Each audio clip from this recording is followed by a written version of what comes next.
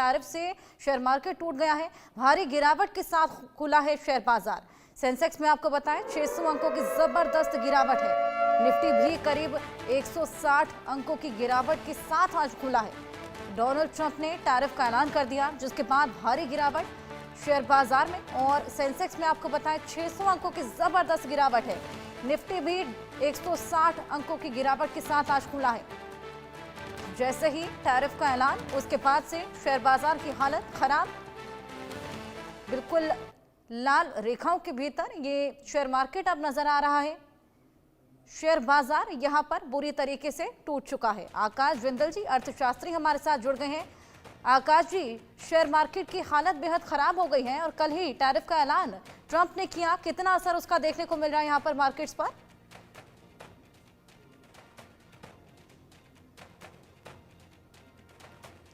आकाश जी, unmute कर लीजिए।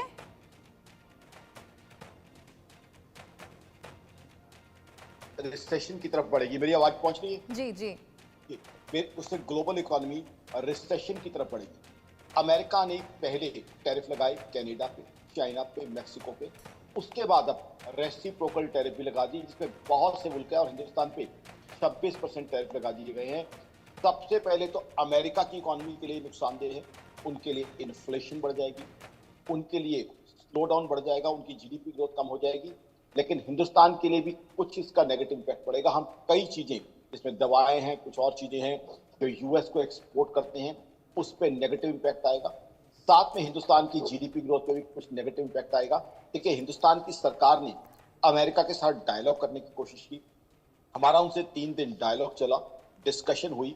हमने सोल्यूशन निकालने की कोशिश की कि बातचीत के जरिए रास्ता निकाला जाए, बट फिर भी ट्रंप साहब ने टैरिफ 26% हम पे इम्पोज कर दिए। बिल्कुल आकाश जी, आपके पास मैं वापस आऊंगी। एक बार दर्शकों को सुनवा भी देते हैं ट्रंप ने क्या कुछ कहा, किस तरीके से टैरिफ का ऐलान किया गया था। 46%, we're charging them 24%. India, very, very tough, very, very tough. The Prime Minister just left, and he's a great friend of mine, but I said, you're a friend of mine, but you're not treating us right. They charge us 52%. You have to understand, we charge them almost nothing for years and years and decades, and it was only 7 years ago when I came in, we started with China and charged them. We took in hundreds of billions of dollars from China in tariffs, and they understood, honestly. President Xi understood. He said, look, I understand, and the other countries, and they all understand. We're going to have to go through a little tough love, maybe, but they all understand. They're ripping us off, and they understood it. Prime Minister of Japan, Shinzo Abe. He was a fantastic man. He was unfortunately taken from us, assassination. But I went to him and I said, Shinzo, we have to do something. Trade is not fair. And he said, I know that. I know that. And he was a great gentleman. He was a fantastic man. But he understood immediately what I was talking about. I said, Shinzo, we have to do something. He said, I know that. And we worked out a deal. And it would have been a much better deal. But frankly, there were many years left on the deal that was made previous to my getting there. But it was something. If you look at Switzerland, 61% to 31%. Donald Trump का tariff का ये ऐलान, आकाश जी, जिसके बाद यहां पर markets बिल्कुल चरमराए हुए नजर आ रहे हैं। निफ्टी गिर गया है, सेंसेक्स भी गिर गया है। मार्केट्स पर खासा असर इसका पड़ा है। देखिए, जाहिर सी बात है, अब पूरी ग्लोबल इकोनॉमी पे इसका नेगेटिव इम्पैक्ट पड़ेगा। जैसे मैंने बताया, मेरी ऑर्गेनाइजेशन आकाशजिंदल.in का मानना है कि एक नो विन सिचुएशन है। इससे ग्लोबल इकोनॉमी रिसेशन की तरफ बढ़ेगी, इससे ग्लोबल इकोनॉमी ट्रेड वॉर की तरफ बढ़ सकती है, और ग्लोबल इकोनॉमी पिछले 3 साल से स्लो डाउन फाइट करने की कोशिश कर रही थी। अमेरिका खुद स्लो डाउन का शिकार था।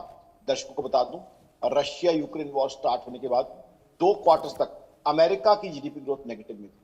2023 में अमेरिका को डेट सीलिंग अपनी सस्पेंड करनी पड़ी। डेट सीलिंग, दर्शकों को बता दूं, अमेरिका की कर्जा लेने की लिमिट है, यानी उन्हें अपना खर्चा पूरा करने के लिए कर्जा लेने की लिमिट को सस्पेंड करके ज्यादा कर्जा लेना पड़ा।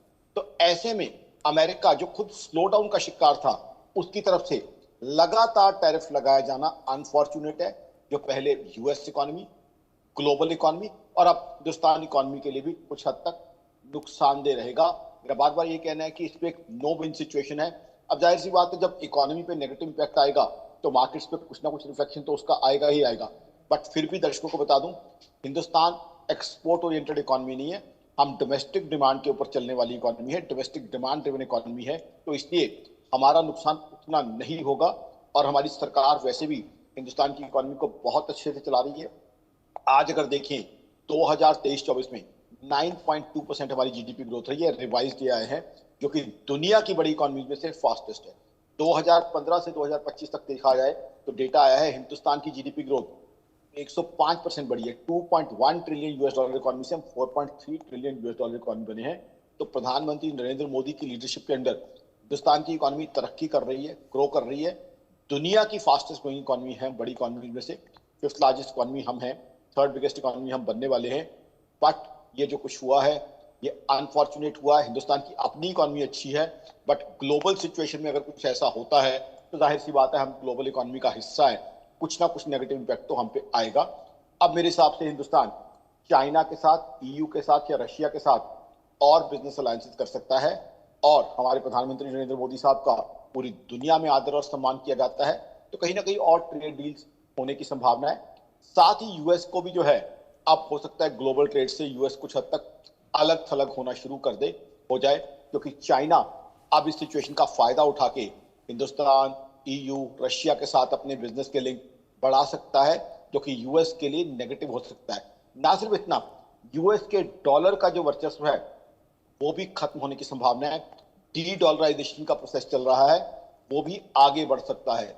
तो ये यूएस की इकोनॉमी के लिए भी घातक है जो किया गया है। और यूएस में बता दूं, जब से पहले उन्होंने टैरिफ लगाए तब से यूएस के अंदर इन्फ्लेशन बढ़ने का खतरा, स्लो डाउन बढ़ने का खतरा यूएस के अंदर मंडरा रहा है और खुद यूएस इससे परेशान है। दर्शकों को सिंपल सी बात बताऊं, यूएस में अगर कोई चीज वहां के कंज्यूमर को $10 की मिलती थी, अब 26% टैरिफ के बाद मतलब क्या है, वही सामान यूएस के अपने नागरिक को $12.6 का मिलेगा। तो नुकसान किसका हुआ? यूएस के कंज्यूमर का हुआ। और दूसरी बात, ऐसा तो नहीं सकता जो हिंदुस्तान से इंपोर्ट करते थे रातों रात यूएस में फैक्ट्री लग जाए और रातों रात यूएस को मैन्युफैक्चर करना शुरू कर दे। तो इंपोर्ट तो हिंदुस्तान से अभी भी होगा। तो अब वहां के कंज्यूमर, वहां के नागरिकों के ऊपर अतिरिक्त भार पड़ेगा और इन्फ्लेशन बढ़ जाएगी। तो ये किस तरह की इकोनॉमिक्स यूएस परस्यू कर रहा है, ये इसके ऊपर बहुत से क्वेश्चन मार्क लग रहे हैं, क्योंकि वहां महंगाई बढ़ जाएगी। और पिछले 3 साल से America tooth and nail fight कर रहा है अपने यहाँ इन्फ्लेशन कम करने की, वही इन्फ्लेशन अब बढ़ जाएगी। अमेरिका के नागरिकों को यहाँ पर खासा परेशानियां झेलनी पड़ेंगी। हालांकि जिस तरीके से आपने बताया कि इंडियन मार्केट पर कुछ खास असर देखने को नहीं मिलेगा। बहुत शुक्रिया तमाम जानकारी साझा करने के लिए।